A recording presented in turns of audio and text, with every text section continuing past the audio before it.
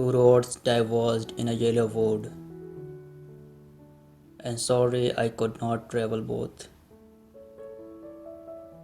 And be one traveler long I stood, and looked down one as far as I could, to where it went in the undergrowth. Then took the other as just as fair, and having perhaps the better claim, because it was grassy and wanted wear, though as for that the passing there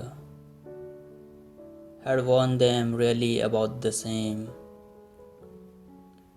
And both that morning equally lay on leaves no step had trodden black. Oh, I kept the fast for another day,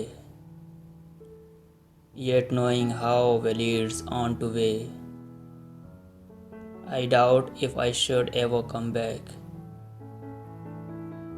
I shall be telling this with a sigh, somewhere ages and ages hence. Two roads diverged in a yellow wood, and I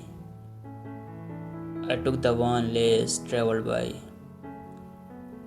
and that has made all the difference.